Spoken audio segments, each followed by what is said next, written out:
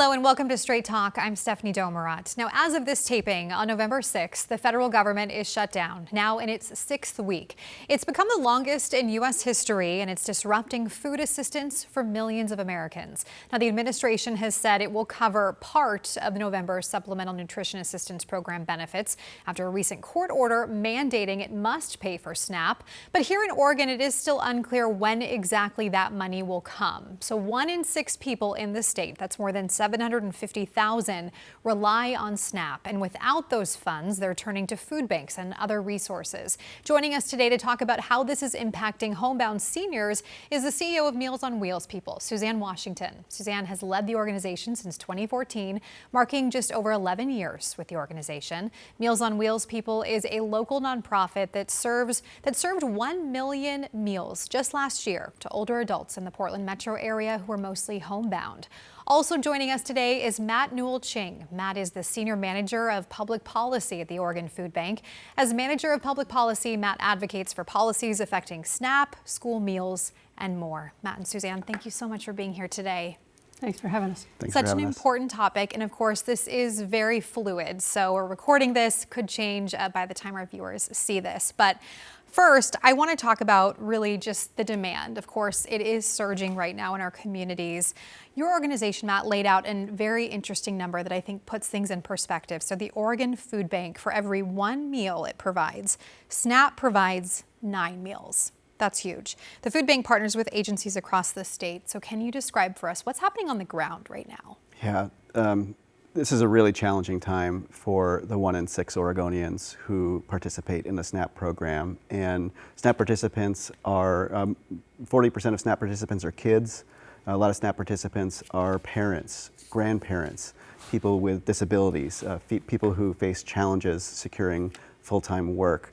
And normally, in a normal month, people would receive their food assistance on their EBT cards between the 1st and the 9th of the month.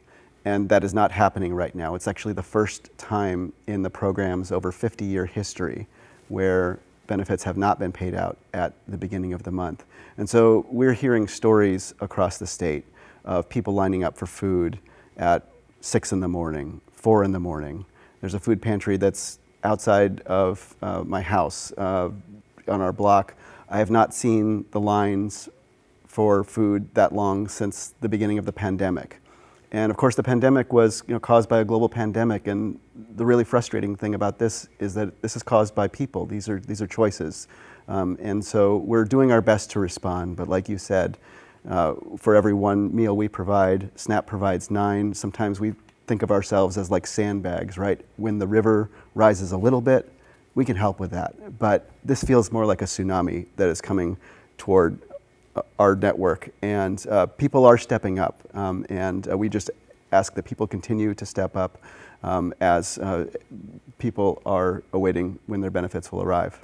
Suzanne, about 130,000 seniors in Oregon rely on SNAP benefits. You told me that.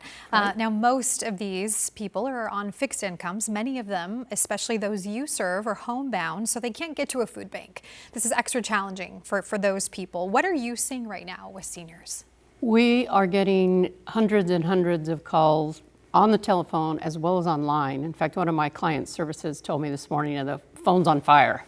Right, can't keep up with it. We're enrolling people as fast as we can because, for example, a gal called us, she lives on $934 a month, but her rent is $750. You take away that SNAP, she has no food, right? Because she has to pay her other utilities and all her other expenses. So people are really worried. We're enrolling them, like I say, as fast as we can, and most of the time they burst out into tears because it's like, oh my God, thank you, yeah. Right? But it's difficult. We served added more than 300 new people just in the last couple of weeks. Wow. So it's a big deal, and people are really frightened and scared and going hungry. And you've made a point to say that people haven't been waitlisted on this program in the past, and they still are not. Do you fear that could change anytime soon? Well, we do depend on the community to help, and we always have. We could not serve all the people we do in a usual year, a usual month. But in the month of October, we've already done more than 10,000 meals over what we anticipated. So our intent is we're going to keep going, and we're going to feed everybody that needs it, that's older and gives us a call, and we find out about them. But we are going to need help. Just like Matt said, we rely on the community to help and hope to goodness that stays up with the need. Yeah, so I know you guys are both following very closely the policy around this, and of course people are waiting to know when the USDA will send the funds. A judge just today, on Thursday, ordered the administration to send the full SNAP amount to states. We're still going to see what happens with that. But I want to ask, do you know where any updates stand as of today and what that means for your organizations? Matt, let's start for you. Yeah, obviously the sooner that benefits arrive on people's cards, the better, because when someone receives those benefits on your card, they get to go to the grocery store and pick out the foods that are best for their family, right? And the reality is, at food pantries, Oregon Food Banks Network has 1,200 agencies across the state. These are free food markets, food pantries, meal sites, and the volume of people that we're seeing right now.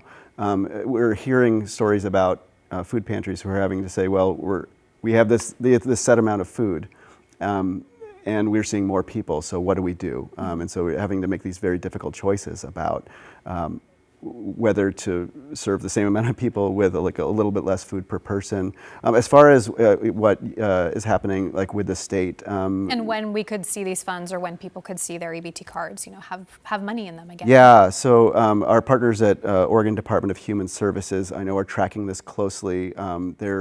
They received a memo Tuesday morning trying to operationalize partial benefits.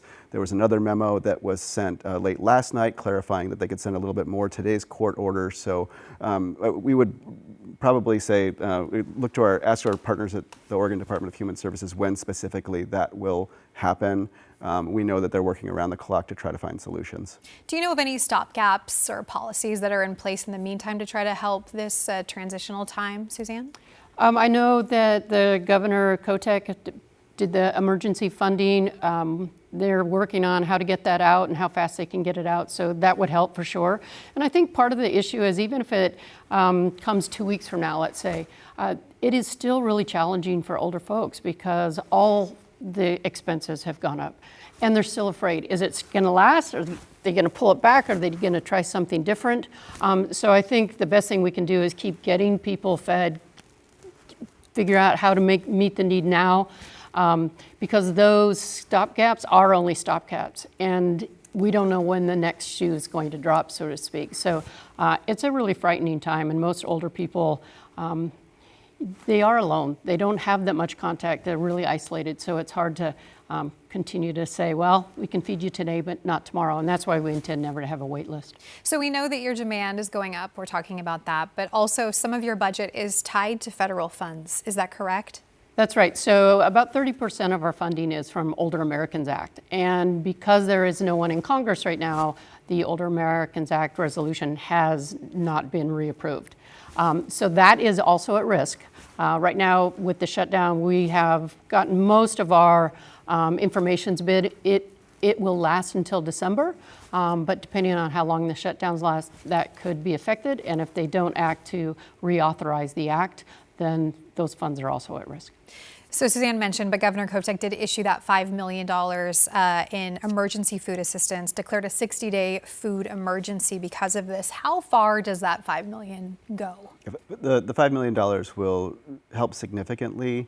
We also want to be honest about the size of the problem right now. So $5 million, which is going to go toward food purchasing at Oregon Food Bank and the 20 regional food banks that operate within the state of Oregon.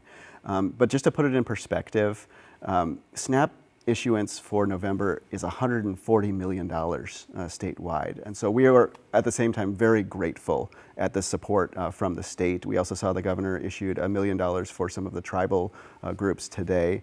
And $5 million equivalent to SNAP, that's about a day of SNAP benefits. And so it definitely helps. Every little bit helps. Every time somebody gives to your local food pantry or to a coffee shop or to a local business that's supporting, that's helpful. We also want to remind folks that kids in K-12 schools in Oregon, school meals are still available, as is the WIC program. And we've been told, at least through November, that those programs are on good financial footing. And then with the 60-day emergency and with everything else, is the Oregon Food Bank changing anything or doing anything different right now?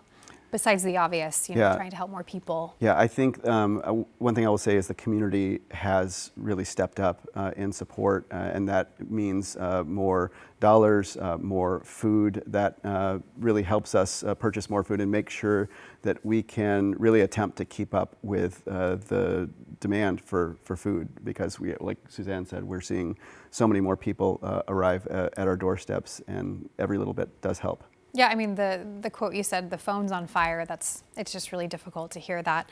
I want to ask you both, I know you've both worked in food insecurity. This is clearly a passion for both of you. You mentioned that the COVID pandemic was kind of a similar feel. Anything else stand out to you, Suzanne, in the past of something similar like this situation? I think from time to time, it's just whatever is happening with rising costs. And for older people that are on a fixed income, that always brings that uncertainty, that fear. How are they going to stay in their home?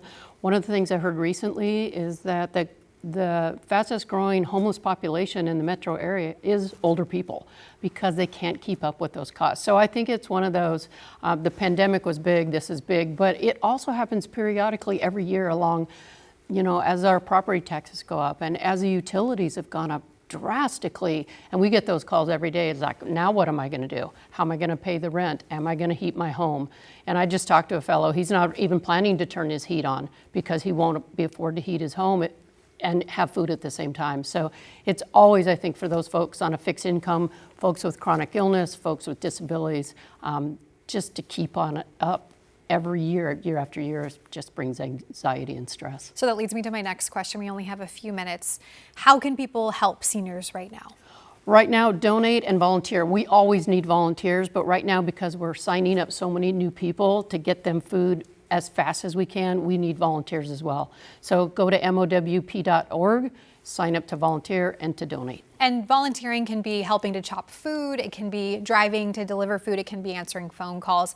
You're a great organization. I volunteered with you in the past, full transparency, but there are so many different jobs, I think, for anyone, depending on what your skill is or what you have to offer. Yep, we have all sorts of jobs, and mowp.org will give you all of those ranges and pick something that works for you. Okay. It all helps. What about for people who are wondering where their next meal will come from? What do you want to tell them? Yeah, I want hang in there. My parents were on SNAP when they hit a difficult time, and we're all better off when we step up and help each other out. This moment shall pass, but there are resources out there. There's Meals on Wheels people. You can go to OregonFoodFinder.org to find a local food pantry near you. And don't be afraid to ask for help. Asking for help is an act of courage. Get out your Venmo, get out your Cash App. Ask your friends, because listen, we're all going to need help at some point. And if this is your turn to ask for help, that's okay. That's a good way to put it, Matt. Thank you, Suzanne. Did you want to add I was just going to add, and for older people, they always feel guilty. So many people feel guilty and think somebody needs it more than them. So it's great to go check on your neighbors, ask how they're doing, because they may not reach out and they're just going to suffer through it and thinking somebody needs it more than them. So please check on your neighbors, especially this time of year. Suzanne, Matt, thank you so much for being here. Thank you, Stephanie. Thank you. Appreciate your time.